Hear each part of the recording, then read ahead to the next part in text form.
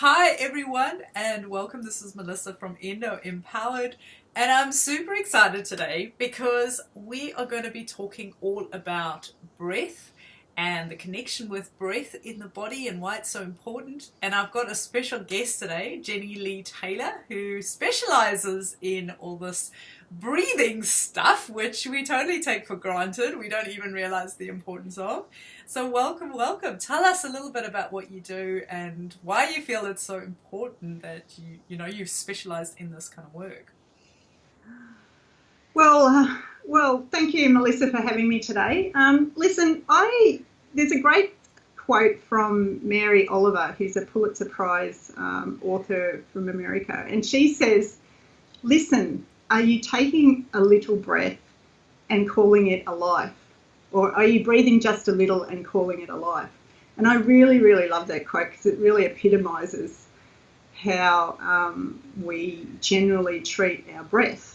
So our breath is, something that we automatically do every day. Most people don't even think about it. They just go about their day, they're breathing, yada, yada, yada. Everyone says, why do I need to learn how to breathe? Because I do it every day. Yeah, it's subconscious and it just kind of happens and we don't really think about it too much, or we don't have to think about it. So yeah, it's a natural response, and there's a whole heap of things going on to enable us to do that naturally. Yet most of the time we don't fully utilise what is readily available to us. So would you agree that life's stressful today? We're being asked to do more in shorter time. We've got so much information that we have to process. We've just demands on our time. We have to get things done quicker. All those things represent. We even get stressed about stress these days. Oh my gosh, I'm getting stressed. Yeah, and that makes us anxious. Yeah. So I always ask the first thing I ask them is, how many times a day do you think you hold your breath? Mm. Now, I know consciously that I do it when I'm concentrating. I catch myself doing it when I'm, working on the computer or something like that. Or I'm sitting in anticipation of something going to happen, or, I'm waiting for someone to answer me. You kind of hold your breath. So every time you do that, you're actually starving your body of the opportunity to have oxygen in your body. And there's a whole heap of metabolic things that go on, it's something we need for life. Yeah. So, I say breath work is about going for more life. Yeah. Because one of the things, the connections that I've made recently is around kind of in the state of stress, and when the body's in a state of stress, what tends to happen is the first thing that happens is your breathing changes. So instead of having those calm, deep breaths deep into the belly, we actually land up with this very shallow breathing just to kind of get through. And, if you think about it, it's like I'm just, you're in that hyper state, you've just got to get through the day or get through whatever you're trying to finish, and perhaps there's a little bit of anxiety build up there, and so the breathing becomes really shallow.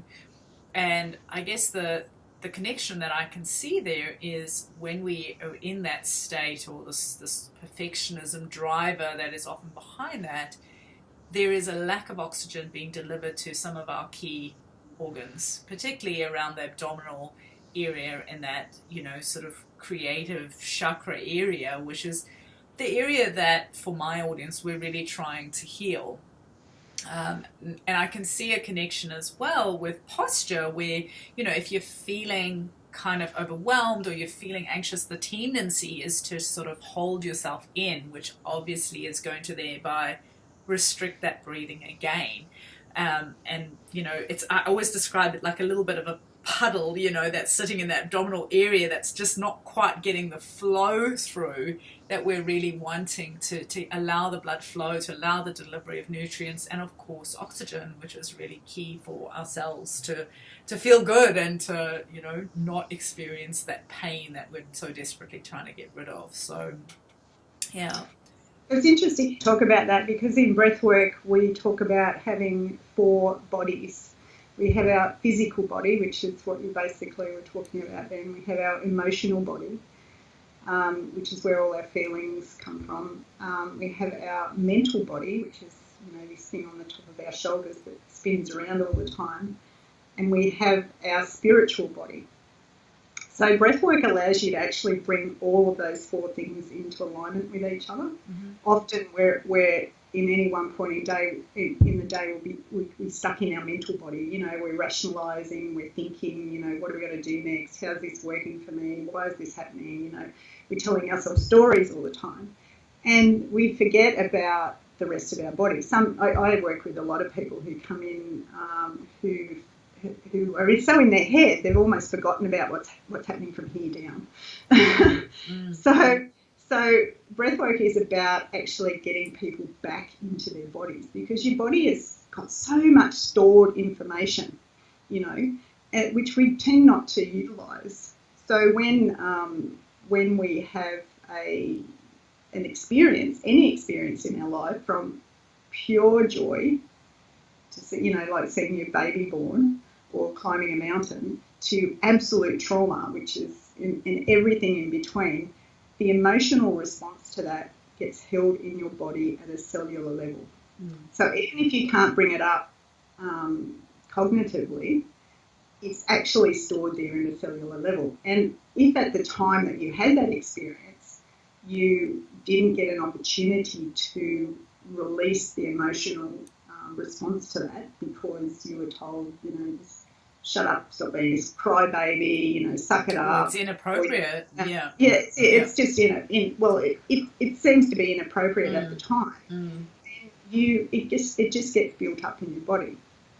So breath work, and over time, when that happens, you keep building it up. So you keep building up this emotional tension in your body, which can actually manifest itself as physical pain, tension.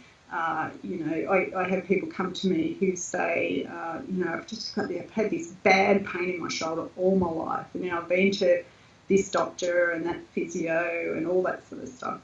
And then when we explore that through a conscious connected breath, it comes back to some point in time where they held on to the emotion around some memory, and it manifested itself in there. And I've had people walk out going, wow, I can actually move my shoulder. Yeah, I think I've been able to do that for a long time.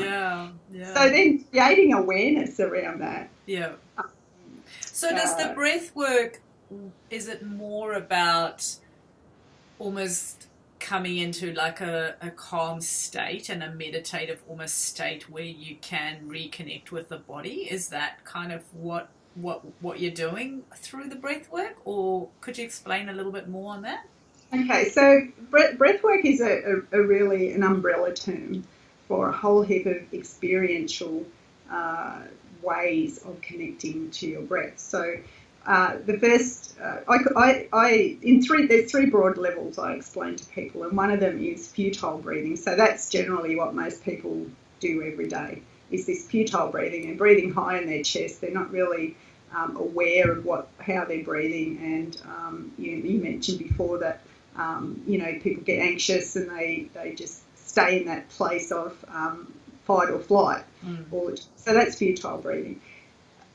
Conscious breathing has been around for a really long time, so there's lots of and conscious breathing is just being aware of your breath. So I said before that your breath is an automatic response to your diaphragm moving and a whole heap of things going on, so you breathe in and out. Yet it's one of the only systems in our body that we have the potential to consciously control.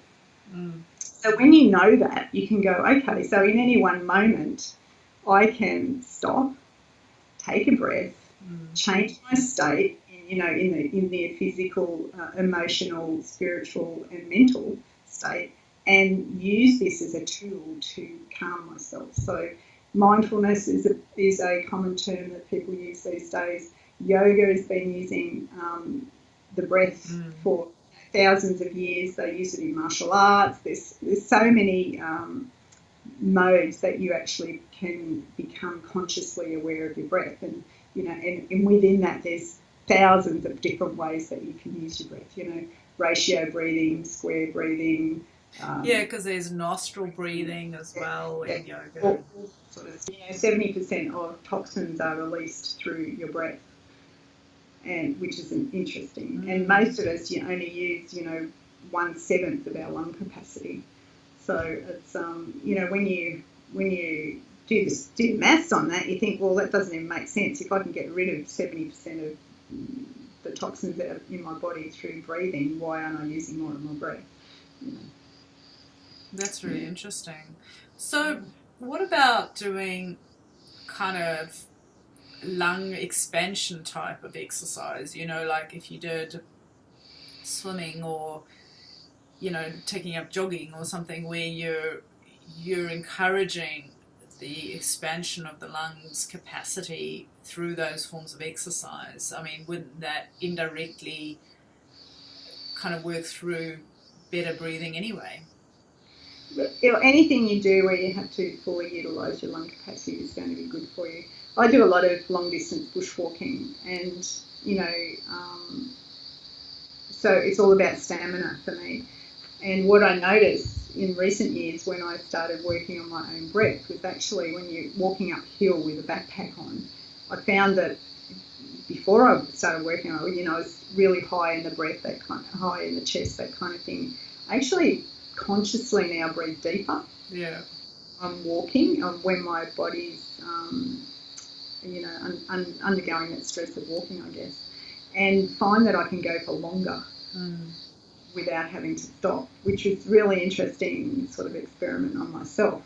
If you look at all the elite sports people, they have people that they work with on their breath. It's all about, even archery is all about the timing of your breath.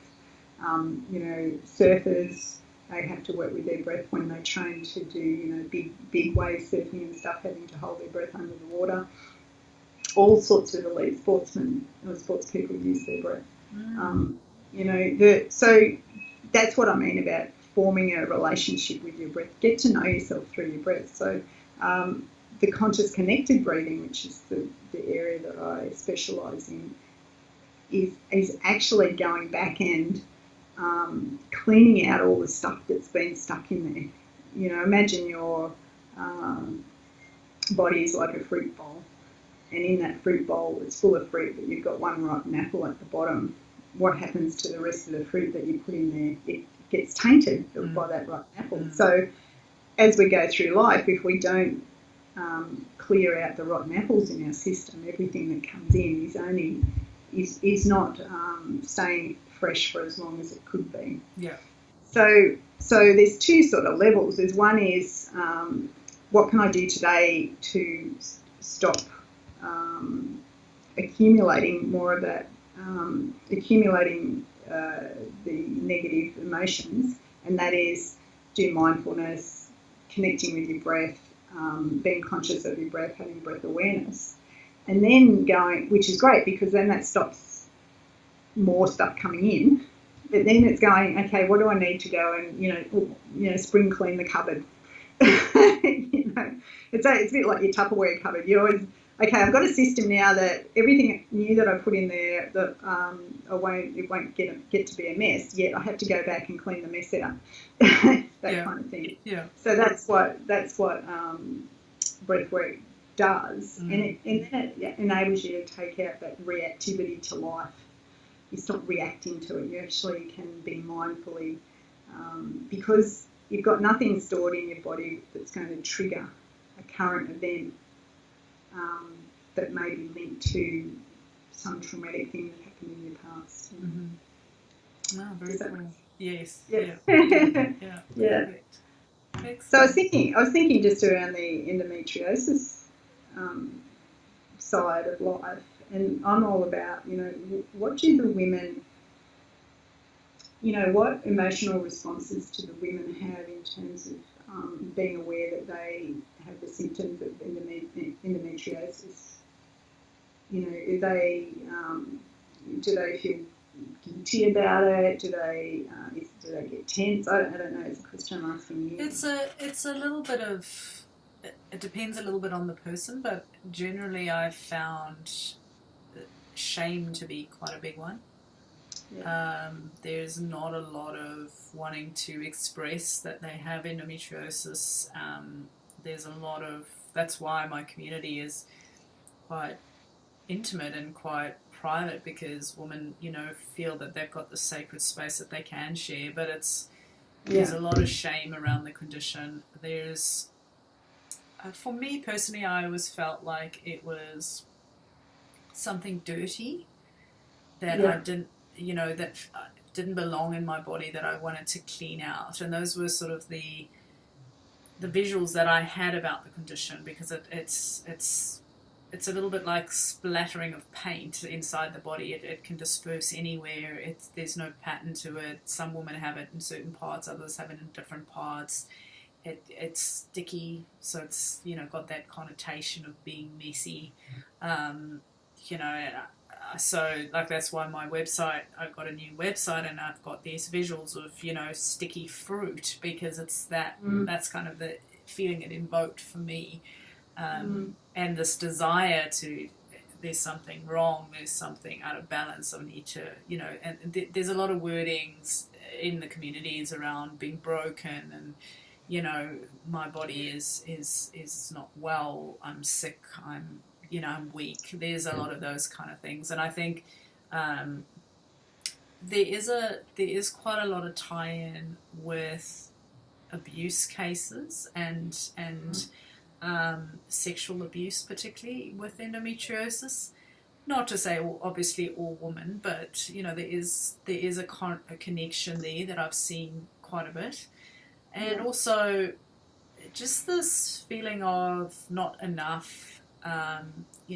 The creative chakra being suppressed in some way. So it could be they're in the wrong type of job, or their job is masculine driven, or that they believe that they need to be masculine in their mindset of push harder, go harder, I need to be like a man, rather than this acceptance of being a woman, and acknowledging that yes, we have cycles, and yes, we have different hormones, and we feel differently at different times of the month, and acknowledging all of that, I think, is one of the things that I've picked up on as well. So I think so that's really important for me, because that would be the lens that I would look through in a breathwork session. Mm-hmm.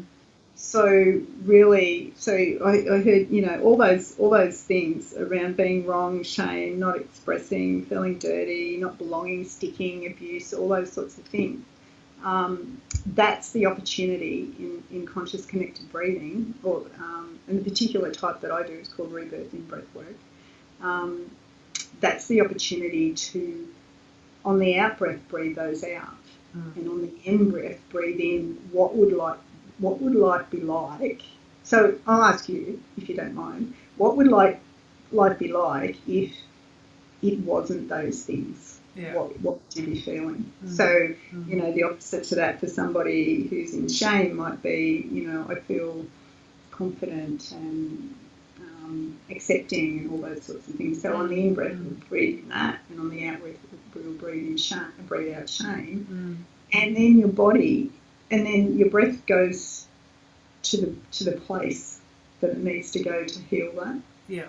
So it might be a memory, it might be a feeling, it might be, you might see colours, that kind of thing. So it's the starting point, and it's really the opportunity then to let go of whatever it is that's holding that feeling of shame and not expressing and feeling sticky and dirty and all that sort of stuff, and just clearing it out of your system. Yeah. That's what conscious connected breathing does. Okay, awesome. That sounds amazing. Yeah. Yeah. Sounds really amazing. Cool. Yeah. Yeah, well, I will definitely share your details, and I'm sure women will reach out to you, because it is so important to connect with those emotions and those thought patterns, and yet women are often fearful. They don't want to necessarily look at it. But I've noticed through my work, because when I started, I was all about nutrition and eat well and, focusing on what to eat and supplements. And I honestly believed that was all I needed to do for a very long time, until I started working with clients and realizing that they were not being supported with that. It wasn't, what they needed. They needed support more on emotional component, because I started to recognize very similar traits to what I had experienced in my life. This perfectionism drive, this feeling of not enough, these thoughts that I've shared, and sort of recognizing that, hang on, there's a big component here, that if we don't look at this, we can eat as healthy as we want, we can take as many supplements as we want, but your mind controls your body. And if you've got all that stuff going on in there, constantly telling yourself these things, your mind just simply goes, okay, well, that's what you want, I'm going to deliver. It's like you tell your brain to get up or walk or do something, it delivers. That's what it does. So if I mean, obviously we want to, all connect with you, but if it's not accessible to us for whatever reason, what are some sort of key things that we could do? Just, one or two things that we could do for ourselves in terms of our breathing. I mean, is it just a case of, maybe taking up yoga or doing, just be more conscious of your breathing? I mean, is there any sort of tips or things that you can share with us that we could implement on our own? Absolutely. I suggest to people that they actually consciously start forming an intimate relationship with their breath. Because you're actually forming an intimate relationship with yourself then. And your breath is a manifestation of how you're feeling at the time. So I suggest to people that when you wake up in the morning, just sit on the end of bed, takes 30 seconds, sit on the end of the bed and actually put your hand on your chest and your hand on your belly and say good morning to your breath.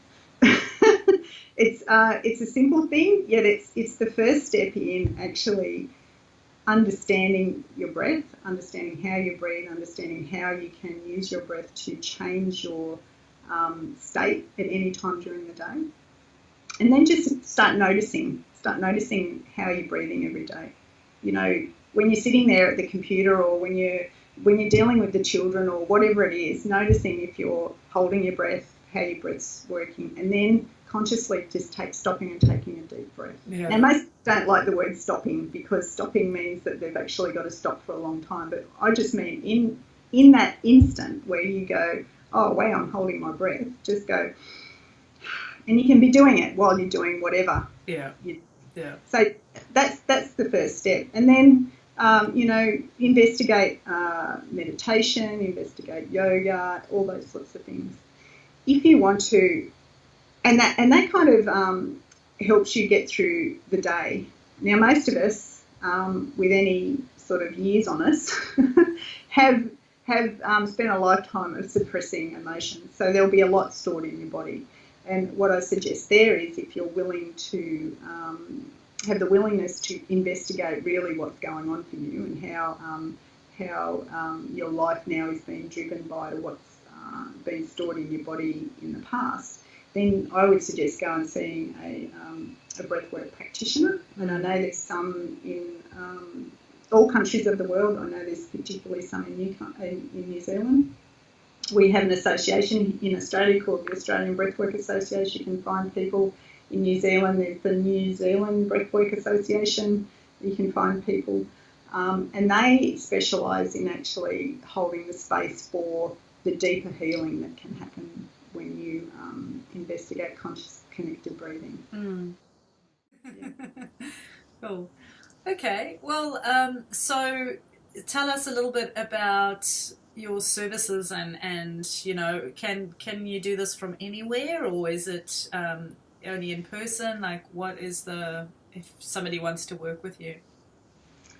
So I do a lot of one-on-one work, and that involves coming to my practice and laying down. It can be a process that's done over Skype. It would need, because it's all about energy, and moving energy around the body, so you don't actually need to be in the same room. They're having access to a quiet place wherever you're doing it with no interruptions and things like that. There are many practitioners around that operate that way. Group work is a great way to start breath work. There's a worldwide movement towards monthly breathing circles that the International Breathwork Foundation do, so you can find out from them where to go in your country. But yeah, certainly I work with people one-on-one and in groups in person, and I've just started working with people remotely, so it's, yeah. Cool. Fabulous.